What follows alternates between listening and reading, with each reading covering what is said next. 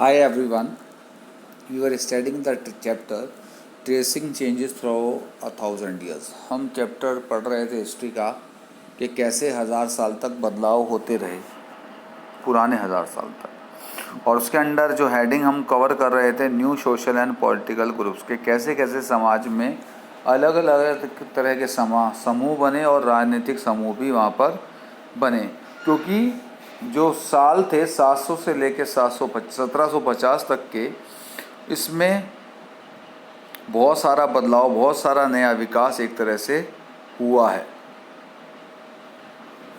इसमें टेक्नोलॉजी भी आई है, पर्शियन व्हील्स इस्तेमाल होने लगा था इरिगेशन के लिए, यानी कि सिंचाई के लिए, वीविंग के लिए भी एक स्पिनिंग व्हील इस्तेमाल होने लगा था, और कैसे नए नए खाने दूसरी जगहों से भारत के अंदर आए और यहाँ पर इस्तेमाल होने लगे। अब इससे आगे आज हम पढ़ेंगे। This was also a period of great mobility. और ये जो समय था 700 से लेकर 1750 तक का, ये एक ऐसा समय था जो ग्रेट मोबिलिटी का था, यानी कि लोग एक जगह से दूसरी जगह गए इस समय में बहुत ज़्यादा बड़े पैमाने पर। Groups of people travel long distance in search of opportunity. और लोगों के बड़े बड़े समूह जो है उन्होंने यात्राएं करी बहुत दूर दूर तक, इन सर्च ऑफ अपॉर्चुनिटी यानी कि मौक़ों की तलाश में। The subcontinent held immense wealth and the possibilities for people to carve a fortune. और जो भारतीय उपमहाद्वीप था उसके पास बहुत ही ज़्यादा वेल्थ थी, यानी कि ये क्षेत्र इमेंस वेल्थ वाला था, बहुत ज़्यादा। इमेंस मतलब बहुत ज़्यादा और वेल्थ का मतलब पैसा, बहुत ज़्यादा पैसा इस क्षेत्र में था। And the possibility for people to carve a future. यहाँ पर मौका था लोगों के पास कि वो अपना एक अच्छा भविष्य बना सकें। One group of people who became important in this period were the Rajputs, a name derived from Rajputra, the son of ruler। और एक समूह जो है लोगों का जिसको बहुत ही ज़्यादा इम्पोर्टेंस इस समय में और मिली, यानी कि जो बहुत ही मुख्य था, वो था राजपूत, जिन लोगों को राजपूत कहा गया। ये जो नाम है राजपूत, ये कहाँ से लिया गया है? ये लिया गया है राजपुत्र से। राजपुत्र से राजपूत बना है, और राजपुत्र का मतलब होता है द सन ऑफ रूलर, यानी कि शासक का बेटा। Between the 8th and 14th century, 8वीं और 14वीं शताब्दी के बीच में, the terms were applied more generally to the group of warriors who claim Kshatriya caste status. और ये जो शब्द है राजपूत 8वीं और 14वीं शताब्दी के बीच में, वो उन लड़ाकों के समूहों के बारे में इस्तेमाल किया गया जो खुद को क्या बोलते थे? क्षत्रिय, जो खुद को क्षत्रिय बोलते थे। The term included not just ruler and chieftains but also soldiers and commanders who served in the army of different monarch all over the sub continent. और ये जो शब्द है, ये ना सिर्फ शासकों के या फिर उनके जो चीफ्टेंस थे, यानी कि जो उनके सेनापति थे, उन्हीं के बारे में ही इस्तेमाल नहीं हुआ, बल्कि सैनिकों के बारे में भी इस्तेमाल हुआ, और सैनिकों के कमांडर यानी कि जो सेना के हेड हुआ करते थे उनके बारे में भी इस्तेमाल ये शब्द किया गया, जो सेना में अपनी सेवाएं देते थे अलग अलग राजाओं को पूरे भारतीय उपमहाद्वीप में। यानी कि जो राजपूत शब्द है राजपुत्र से लिया गया, और ये एक ऐसे समूह के लिए इस्तेमाल किया गया लोगों के जो खुद को राजा का बेटा बताया करते थे। और उसके बाद 8वीं और 14वीं शताब्दी के बीच में ये शब्द इस्तेमाल किया गया उन लोगों के लिए जो अपने आप को लड़ाका बताते थे और क्षत्रिय अपने आप को कहते थे। और इस शब्द का इस्तेमाल राजा के लिए हुआ, उसके सलाहकारों के लिए हुआ, उसके सेनापतियों के लिए हुआ, और सैनिकों के लिए भी ये शब्द इस्तेमाल होने लगा पूरे भारतीय उपमहाद्वीप में।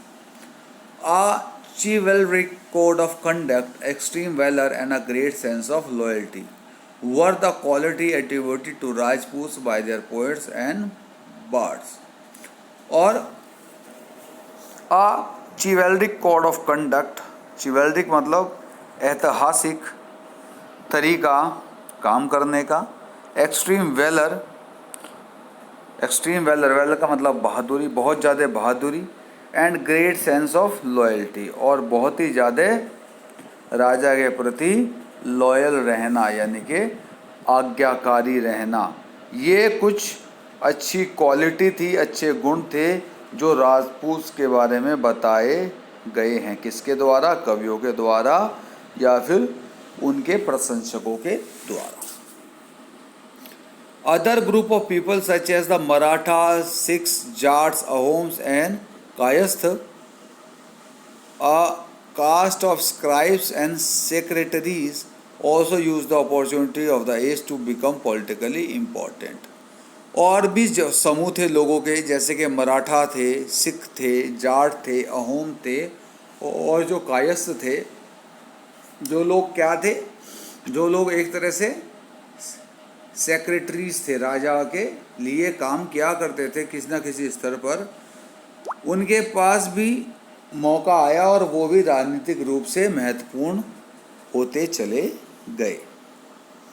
दे बिकम पॉलिटिकली इम्पॉर्टेंट, राजनीतिक रूप से महत्वपूर्ण होते चले गए। थ्रू आउट दिस पीरियड, इस पूरे समय में, there were gradual clearing of forest, और क्या होने लगा? जंगलों को काटा जाने लगा। And then extension of agriculture, और खेती को बढ़ावा मिलने लगा। A change faster and more complete in some areas than in others, और कुछ जगहों पर तो ये बदलाव बहुत तेज़ी से हुआ और कुछ जगह पर हल्के हल्के ये बदलाव हुआ, यानी कि जंगलों को काटकर खेत बनाए जाने लगे। Changes in their habitat forced many forest dwellers to migrate, और जब हैबिटेट में बदलाव होने लगा,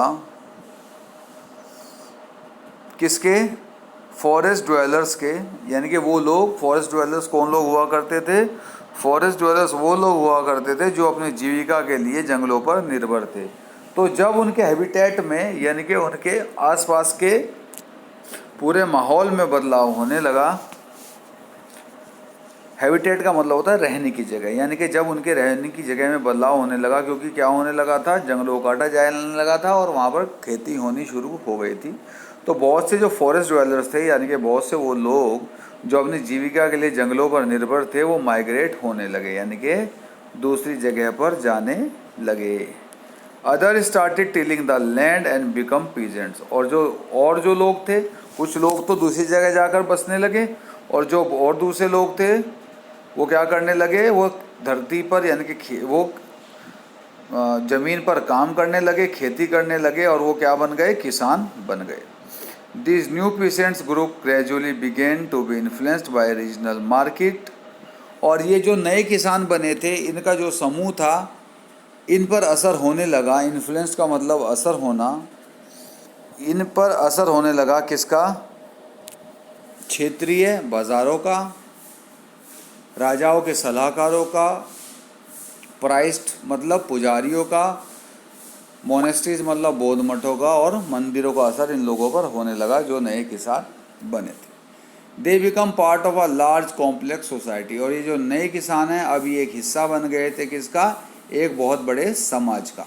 and were required to pay taxes, और अब इन्हें भी टैक्स देना पड़ रहा था। And offer good and services to local lords, और जो जमींदार थे, क्षेत्रीय जमींदार हुआ करते थे, उनको सामान भी और अपनी सेवाएं भी इन्हें देनी पड़ रही थी। एज अ रिजल्ट, परिणाम स्वरूप, significant economic and social differences emerged among peasants. इससे क्या हुआ? आर्थिक रूप से, इकोनॉमिक रूप से, यानी कि, और सामाजिक रूप से डिफरेंसेस, यानी कि मतभेद होने लगे किसानों के बीच में। Some possessed more productive land, other also kept cattle, and some combined artisanal work with agriculture activity during the lean season. और अब क्या होने लगा?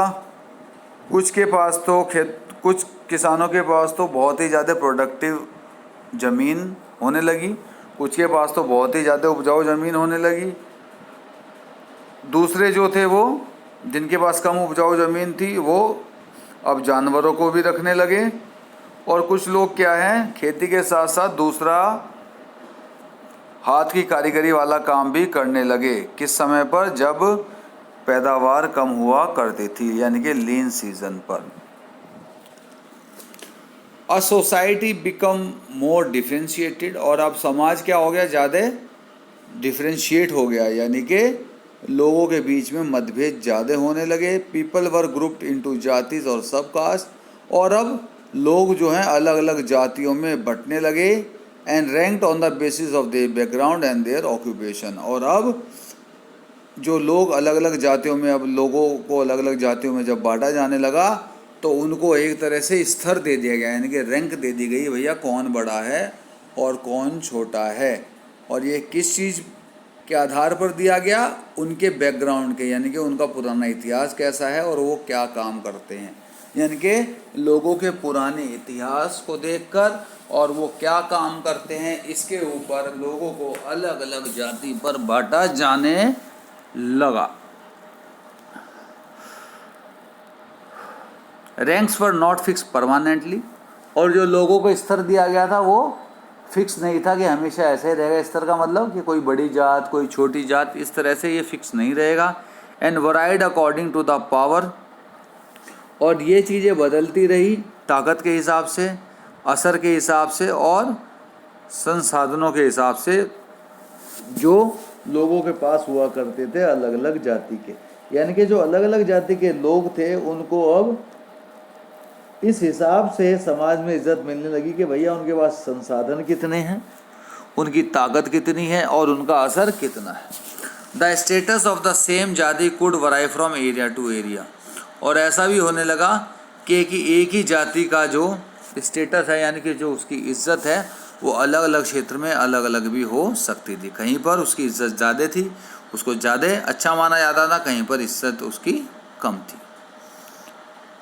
जातिज frame their own rules and regulation to manage the conduct of their member, और अब ये जो जातियाँ अलग अलग बंटने लगी, यानी कि अलग अलग लोगों को जब जातियों में बांटा जाने लगा और जातियाँ बनने लगी, तो इन जातियों ने क्या किया, फ्रेम देयर ओन रूल्स, उन्होंने अपने खुद के कानून बनाने शुरू कर दिए। To manage the conduct of their members, ताकि उनके जाति के जो लोग हैं वो सही तरीके से चल सकें। These regulations were enforced by the Assembly of Elders, और ये जो कानून, नए कानून जातियों के द्वारा खुद के लिए बनाए गए थे, वो लागू किए जाते थे एक सभा के द्वारा, जो किसकी होती थी, उस जाति के बड़े लोगों की जो सभा होती थी, वो इन कानूनों को पूरी जाति पर लागू करते थे। Described in same areas as a jati panchayat, और ये जो समूह हुआ करता था बड़े लोगों का एक जाति के, इनको जाति पंचायत कहा जाता था।